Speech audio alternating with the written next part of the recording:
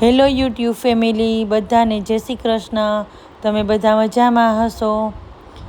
હવે આજે વાત કરું તો જો સવારમાં કામકાજ ચાલુ કરી દીધું છે. વાસી કામકાજ હોય આપણે એ પછી ચાલુ કર્યા છે દીવાબત્તી. અને આજના દિવસે છે ને મારે સંજોગો એવા બન્યા છે કે આજનો મારા હસબન્ડની તિથિ હતી, જે ઓફ થઈ ગયા ને એ દિવસની. અને સાથે આજે એવોય પણ સંજોગ છે કે આજે જ મારા હસબન્ડનો બર્થડે છે. 23/3 મારા હસબન્ડના બર્થડેની ડેટ છે. અને આ વ્લોગ છે ને કાલનો છે.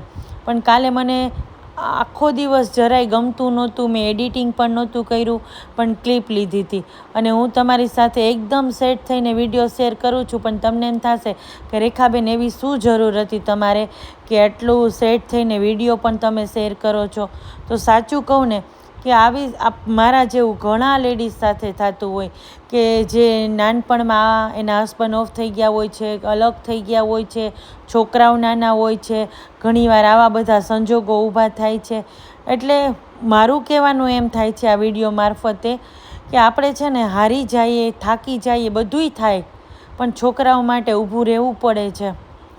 એટલા માટે મેં વિડીયો શેર કર્યો છે કે મારા જેવી લેડીઝને હું કહેવા માગું છું કે કાંઈ વાંધો નહીં, આપણા નસીબની કોઈ કર્મની લેણદેણ હોય છે તો ઊભું થવાનું, છોકરાઓ માટે ઊભું રહેવાનું, એમને મોટા કરવાના, એ જ ફરજ છે. મારા હસબન્ડને આજે છે ને મારે થાળ ધરવાનો છે. એટલે જો એના જ પસંદગીનું વટાણા બટેટાનું શાક કર્યું છે. ગુજરાતી થાળીમાં એને દાળ ભાત શાક રોટલી જ ભાવતું, એટલે મેં આજે દાળ ભાત શાક રોટલી કર્યું છે. અને થોડું એવું ખમણ ઘરે બનાવ્યું છે અને રસ કાઢ્યો છે. આજ મારા હસબન્ડને હું થાળમાં આ ધરવાની છું. અને સંજોગો વસાત મેં તમને કીધું ને કે આજે બર્થડે પણ હતો, તો મેં કેક પણ મગાવી છે. અને એક ખાસ વાત એ કહું કે આજે હું કોઈ પણ રેસીપી તમારી સાથે શેર નથી કરતી, પણ ખાલી આ મેં બધું બનાવ્યું ને તો થોડી એવી ક્લિપ લીધી છે. અને ગુંદાનો સંભારો મારા હસબન્ડને બહુ જ ભાવતો, અને મને એમ થયું થાળ ધરવો છે તો ચાલો થોડો ગુંદાનો સંભારો પણ કરી નાખું, એટલે સરસ થાળમાં આપણે મુકાઈ જાય. હવે બધી રસોઈ કરું છું, જુઓ વારાફરતી બધી રસોઈ થાય છે. અને ભોલીને મેં સાઈડમાં કીધું કે બેટા તું આપણે ચકલાને ને કબૂતરને એને ચણ નાખવી છે ને, તો તું એ મને કરી દે. અને એ જો બધી વસ્તુ પણ લઈ આવ્યો, હમણાં આવ્યો, મેં તમને એ બતાવ્યું કે એ બધી બહારથી વસ્તુ લઈને આવ્યો. છાશ, મારે આજે બધાને છાશ વિતરણ કરવું છે તો એ છાશ પણ લઈને આવ્યો હતો.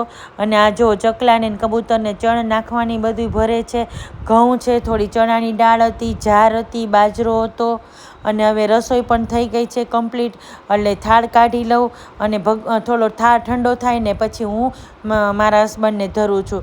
તો જો એમાં મેં રોટલી મૂકી છે ને રોટલી ઉપર આજે મેં ઘરનું માખણ લગાડ્યું છે.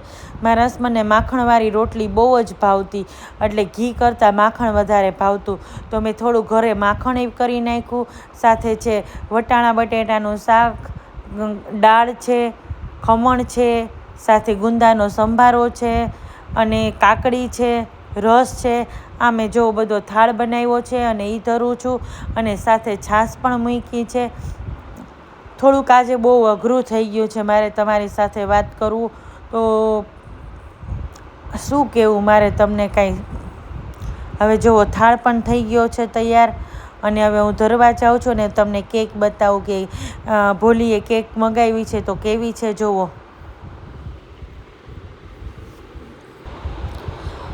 હવે જો આ કેક હતી ને, અમુક દિવસો આપણા માટે બહુ જ અઘરા હોય છે, પણ જેવી ભગવાનની ઈચ્છા. ચાલો હવે થાળ ધરી દઉં છું. ભગવાનને મારી એ જ પ્રાર્થના છે કે મારા હસબન્ડ જ્યાં છે એમના આત્માને ભગવાન ખૂબ જ શાંતિ આપે. છાશ છે ને ફ્રીજમાં ઠંડી કરવાય મૂકી દીધી છે.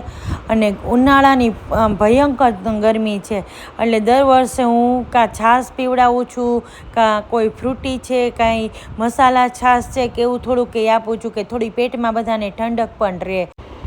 જો મેં થાળ પણ ધરાવી દીધો છે અને હવે નીચે પણ હું આવી ગઈ છું અને બધી વસ્તુ ભેગી કરવા માંડી છું. તો ડબ્બામાં મેં પફ લઈ લીધા છે, પછી ચણ દેવાની છે ચકલાને એ પણ લઈ લીધી છે. કબૂતરા ચકલાને પાણી થોડું ઘણું લીધું છે કે અહીંયા આપણે કબૂતરાને ચકલાને પાણીની જરૂર પડે તો એ કેક છે, સાથે કેળા પણ લીધા છે અને બધી વસ્તુ ભેગી થઈ ગઈ છે. અને હવે જો દેવા પણ નીકળી જાઉં છું. હવે બધા અમે નીકળ્યા છીએ. આ ભોલીના 2 ફ્રેન્ડ હતા સાથે, એ પણ આવ્યા છે થોડી ઘણી મદદ કરવા માટે. અને આજે મારો પગ પાછો પણ બહુ જ દુખતો હતો. હવે જો આ બધા કર્મચારી, સફાઈ કર્મચારી છે, એને પણ આપી દીધું. જરૂરિયાતમંદવાળા છોકરાઓને પણ જો છાશને જે પણ લઈ ગઈ હતી બધું વિતરણ કરી દીધું છે. અને બધા વસ્તુ કરતાં મેં છાશ વધારે લીધી હતી, કારણ કે છાશ ઠંડક માટે ખૂબ જ સારી. હવે જો ચણ ને એ બધું નાખી દીધું છે. ને આવતા આવતા મને ઘરે આવતા સાંજ પડી ગઈ હતી. અને આવ્યા પછી મેં કાંઈ પણ એડિટિંગ પણ નહોતું કર્યું, કારણ કે મને આજે સાવ ગમતું નહોતું. તો કાલે આવો દિવસ હતો મારો.